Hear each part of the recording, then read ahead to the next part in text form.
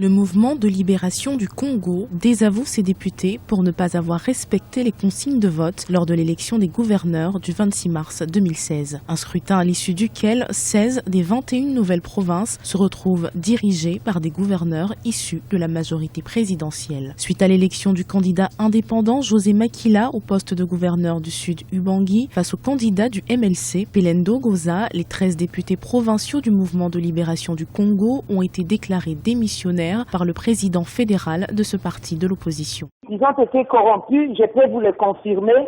Il y a eu 2 modes de pression.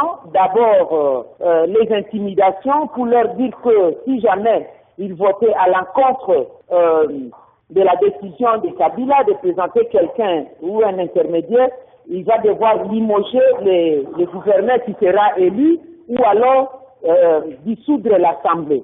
Deuxième mode de pression, c'était bien entendu les enveloppes. Chaque député a reçu 15 000 $ américains.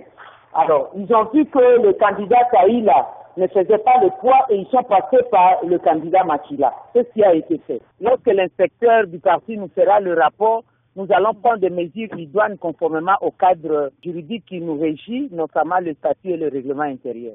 Pour le gouvernement congolais, les critiques de l'accusation ne sont pas fondées. Je ne pense pas que nous ayons à commenter telle ineptie.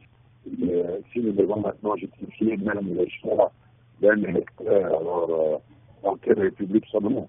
Je pense qu'ils ont choisi qui ils ont décidé de choisir. Nous avions nous-mêmes un candidat qui a été battu par ce monsieur-là.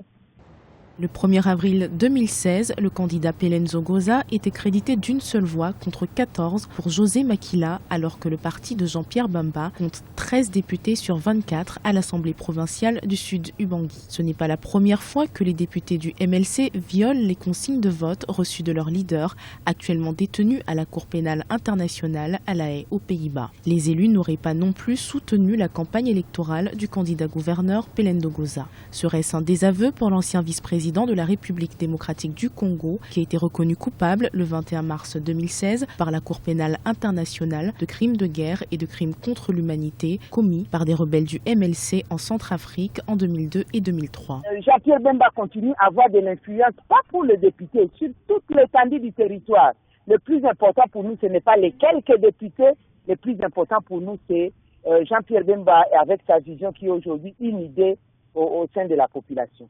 La Chambre de première instance 3 de la CPI décidera de la procédure à suivre pour fixer la peine de Jean-Pierre Bemba après avoir entendu les parties et les représentants légaux des victimes. La fédération du MLC au Sud Ubangi a quant à elle indiqué qu'elle ne reconduirait aucune candidature des députés provinciaux aux prochaines élections provinciales.